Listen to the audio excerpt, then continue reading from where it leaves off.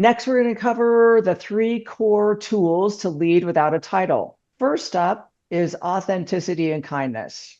I love this section.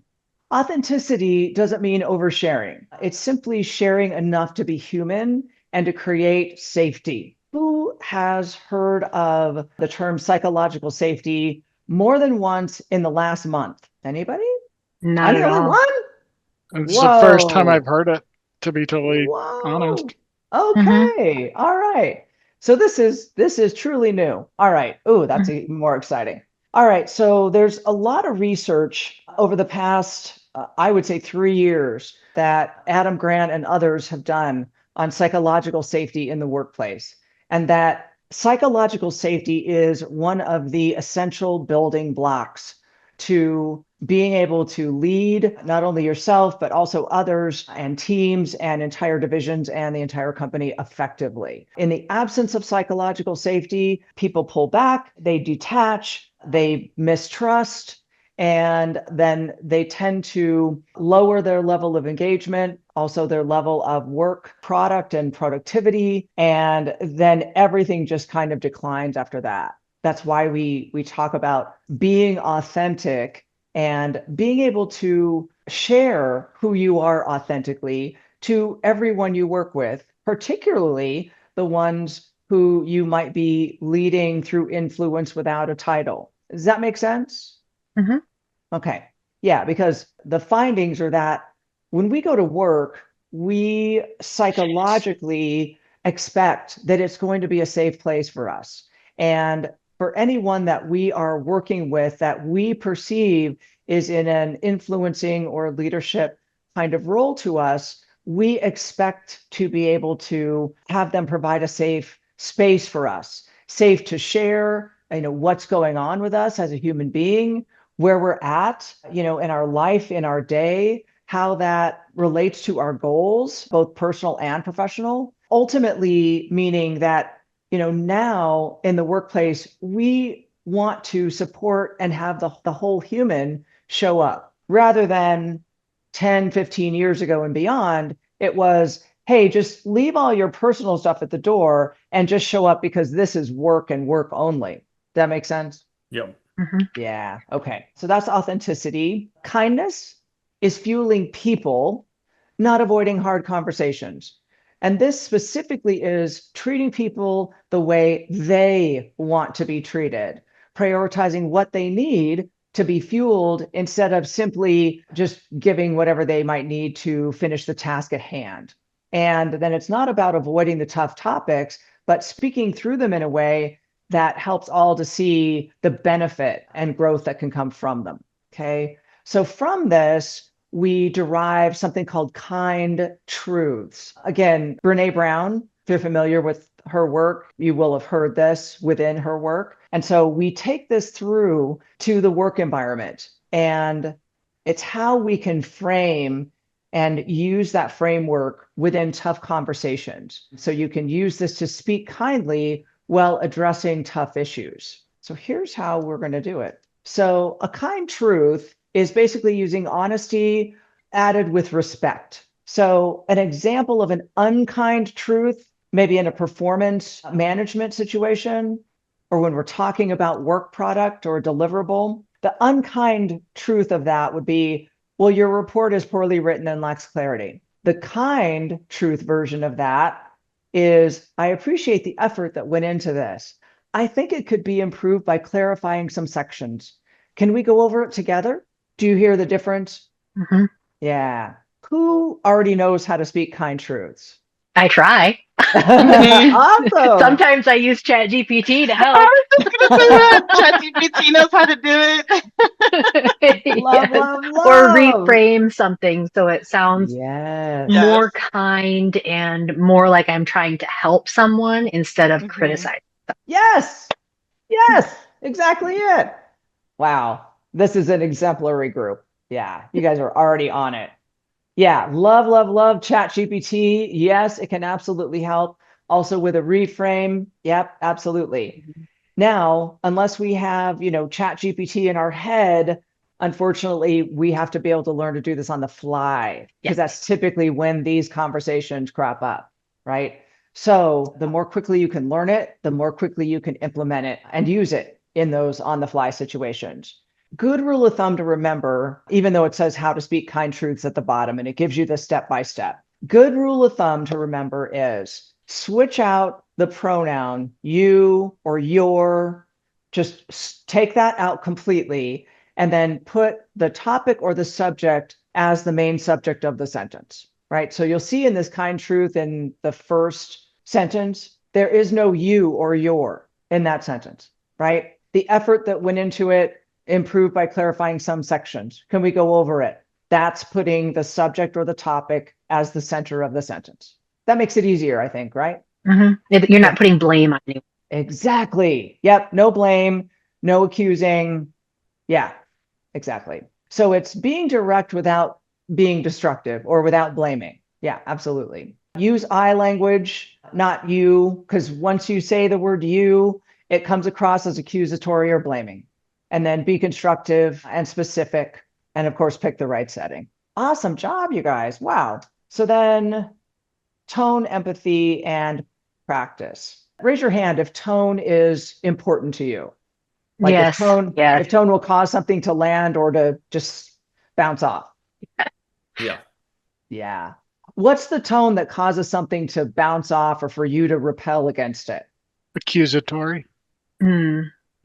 Any type of negative tone, really. Anything that comes across as negative in any way, I kind of just shut down and I don't want to listen anymore. Yes. Are we talking about verbal tone or like tone of like writing? Right? Because I feel like I stress about emails because I feel like your emails can also have a tone to them. Or an inferred Yes. tone. Yeah. Yes. Absolutely. Let's talk about both because both are accurate. Do you have an example? Mine's not a good one because because my friends have made me so self-conscious because I double space after a sentence, and so that puts a period. And so when I text them, I double space and I put a period. And they think it's like mean or something. So now when I write emails, I like triple check them. I sometimes put smiley faces because I'm so nervous that they're gonna think I'm being mean. Yeah. So it's super silly, but this is what's happened. Yeah. Yeah. But you know what? The good news about that is you are catering to your audience, right? You are delivering what they want. And that's also why you double, triple check emails now when you send them to people other than your sons. Yeah. Great job. Yeah. That I know that it becomes difficult. Yeah. What's the tone of an email that will set you off? Again, accusatory, like Michael said, Yeah. if something placing blame on you or saying that you didn't do something right or you could have done something better, instead of being willing to talk through the issue and work on it with someone, just saying you didn't do this right, you need to change this. Using that you really does make a difference, I think. Yeah. A tone that's judgmental or it's inferring that there's a right and a wrong way instead of maybe there's some middle ground. Oh, That you know more than I do on the subject. So, yes. you're going to tell me how it is. Oh, Or as Chandra calls it, a mean mommy tone. that's right. The worst. Oh man, I'm getting sick to my stomach. You guys are explaining these. Yeah. Oh, absolutely. Yes. Of course, you already keep these in mind when you are sending email. And to your point, to all of your points, come with that humility, that being open, just as you would if you were face to face or even on Zoom with the person, right? You would be very mindful of your tone and your body language and probably your voice so that you don't have that judgmental or critical or, that voice that's a hard edge, right? That is accusatory. So same exact thing, just take those physical verbal cues and transfer it into your email. Now, because you guys are highly aware of these things, you probably don't send emails that are like that. You may receive emails once in a while, probably not so much within Z-Link, but maybe externally that are like that. Am I right? Yes. Yep. Yeah. Okay. All right. So what do you do in those situations? How can you respond back using kind truths, tone, and empathy so that your message lands. I write it out the wrong way first. Okay. And then I delete everything because I got it out of my system, and then I write it the nice way. Okay.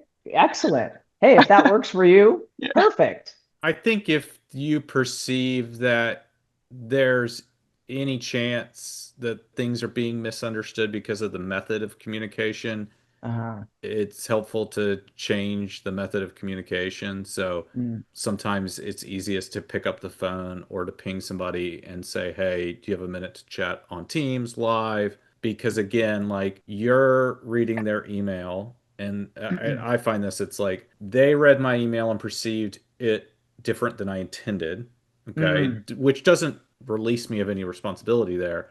But then they respond, and it's like, well, am I even reading theirs the way that they're intending me to understand it? So, Right. especially with email, I feel like that's helpful, is like, just take it and change the method of communication entirely. Yeah, great strategy. And as you were explaining that, you said the magic word, which is intent. Yeah. Right? So put your intention on what you want to convey in that email at the center, and then build it from there. Yeah. Even if you are responding to a accusatory or judgmental or critical or harshly toned kind of message, check yourself at the beginning at the intent. And maybe there's more than one. Maybe you have a central intent, and then there's a couple of others that go below that. That's fine.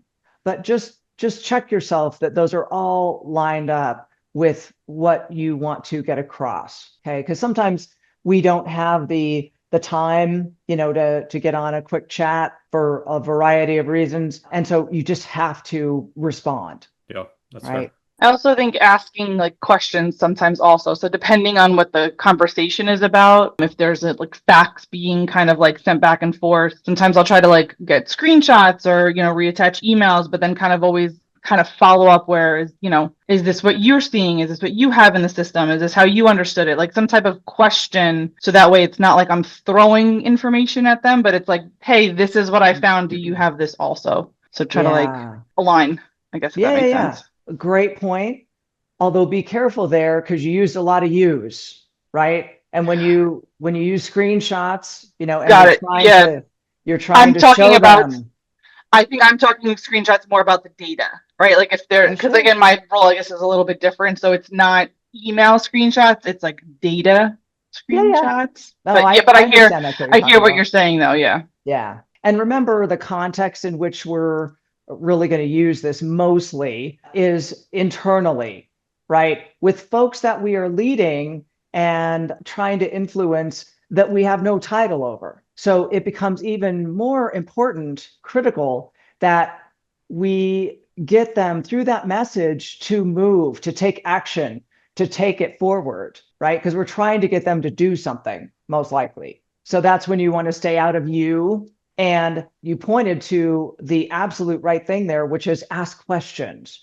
Maybe instead of responding right away, even though you're checking yourself, I know you guys are doing that, maybe instead of responding right away, take a step backward and take a broader view of it. And then maybe responding with a question is best so that you understand their intent. What are they trying to accomplish with that email? Rather than assuming, ask questions.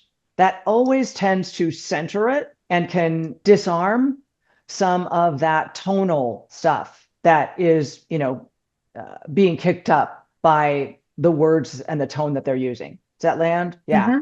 Also, where can I help can be one of those questions. Where can I help, or how can I help see this through to our goal? Something like that. That goes a long way to draw the other person in a helpful and empathetic tone. Next, we're going to talk about trust. So trust is a three-legged stool. You'll see trust is the red seat on top.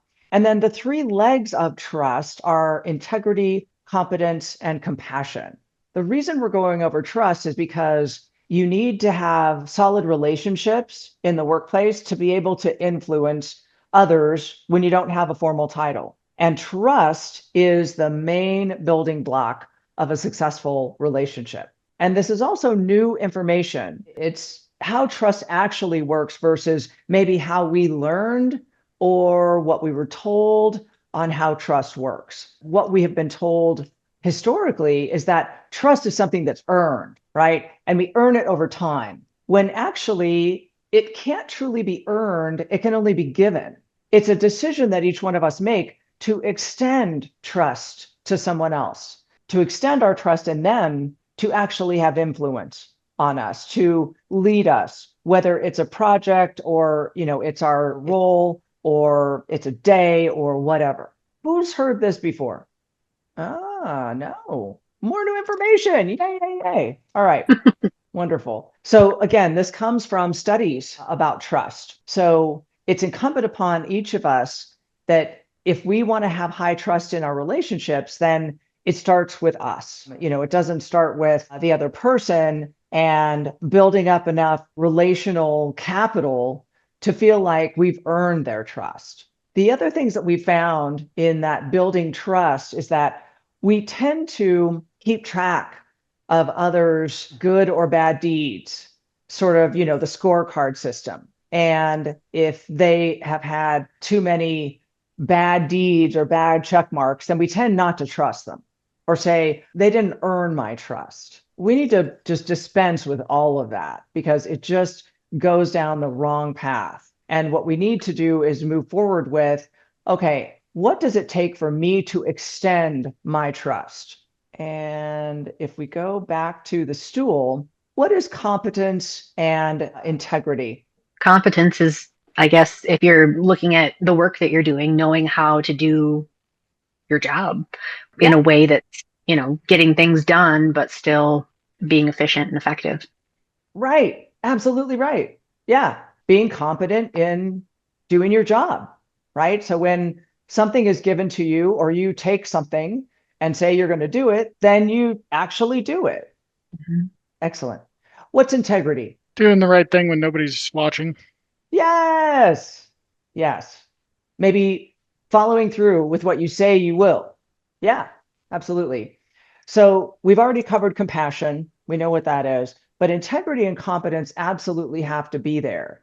So remember when you're on, one side of the stool and you want others to extend trust to you so that you can lead them or you can influence them or you can simply get something done in the organization, that this is how trust is built, that you probably need to, show competence and integrity very readily to everybody, right? Anybody that you want to build trust with, this is what you should probably lead with. What do you think? Makes sense. Yeah. Okay. One other thing we touched on a little bit on a previous slide, but start by assuming positive intent. And when you assume positive intent, that will cause you to sincerely listen with the intent to learn what they're saying, learn their point of view, learn what is important to them right then. You're basically giving them your interest and attention, which is huge. I mean, our attention is the most valuable thing we have at work. So find out where they're coming from, particularly when you disagree. What this does is it communicates that you assume that they're reasonable and well-intentioned people, so much so that you are willing, when you disagree, to sit and to listen to them openly. And you're trying to understand where they're coming from. Has anybody ever had a situation like this play out where you had to do this very thing? And try not to interrupt?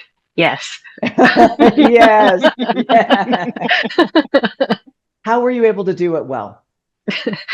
This is something that I've had to work at because I am, yes, when I disagree with someone, I always want to tell them my side and why they're wrong. But that's something that I've had to work on. And I've been successful at it, I think, mostly. I try to tell people they're wrong in a respectful way. Or ask questions, maybe. I don't know. Yes, I think I've been successful at it. If I was in the situation, I know I can do it. Yeah. Thank you for your honesty and your authenticity. You're welcome. And saying, hey, I struggle with this, man. I do. I may not do it well all the time. Yeah. All right. So And I on know what the that. subject is. But, yeah.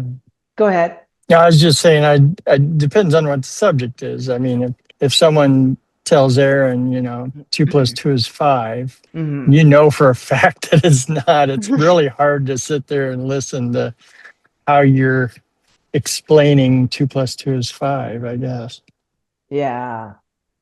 Okay. Now I know from working with Z-Link for 5 years, we do RQ with you guys in your onboarding process, right? Mm-hmm. Yep. Okay. And so from conflict sequence, the 3 questions to resolution in conflict? I don't remember them Yes? offhand. Yeah, I don't remember No? Okay. Probably should. Yes, bingo. All right. I took that module out because I knew you guys had already had RQ. But this is a good refresher. Okay. So, when you're trying to determine which stage of conflict they're in so that you can de-escalate, Mhm. you assume you start in the highest stage of conflict, which is stage 3. And what do you ask them to determine whether they're in that stage of conflict or not? I'm spacing on that question, Yeah, me too. if I'm All being right. honest. Let me How help. mad are you on a scale of 1 to 10?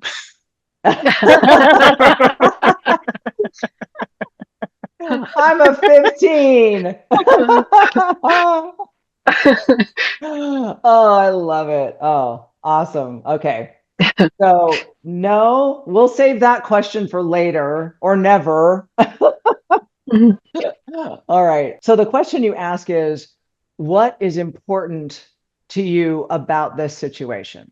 Because then that will cause them to be able to talk and air all of their thoughts and the meaning that they're making of those thoughts and ultimately their point of view about the issue. That's all you're trying to do here is you're trying to learn their point of view. And that's exactly what you're trying to do when you disagree with someone, right? So you can use that question. What's important to you? Or what is your specific point of view? I'd love to understand it, or I'd love to learn what it is. When you say that authentically, that causes people to sort of drop their guard and go, oh, they will listen to me. Oh, okay. What I am saying is important to them. Does that help? Mm-hmm. Mhm. Yep. Yeah. Okay. And then the other 2 questions, do you guys have the cheat sheet for that somewhere? You don't have to have it now, but I don't think so. I Core popped into strength? core strength. Oh, Yeah, I okay. popped into core strengths just to see if the questions popped up anywhere. I don't see them. okay. I will send a separate, just 1 slide deck on that. Thank And you. it gives you 3 boxes and 1 for each stage of conflict, starting with Okay. stage 3. And the specific question to ask in each stage of conflict that will then enable you to de-escalate the conflict. They work like gangbusters. I love Cool. that. I'll send that. All right. This is a good one to use with people that you work with. It's the ways that we give or extend trust to people rather than waiting for others to earn trust. So just go through these questions, and you don't have to do all of them. Just pick a couple and go through them, in pairs and write down what they say and then share yours. And so that you each know this about each other. It really goes a long way to build and solidify a relationship and establishes pretty high trust fast. So, how is trust built with you? How is trust violated with you? How is trust maintained? And the thing is, it's not like when we're onboarded, somebody gives us these tools or strategies. This is stuff that we don't really talk about in the workplace. And so these are going to be new questions. So make sure that you have your answers ready to go because that's part of the exercise, right? My point there is, we tend not to spend any time thinking about these. So you may have to take a few moments and figure out what your answers are. Helpful? Mhm. Okay.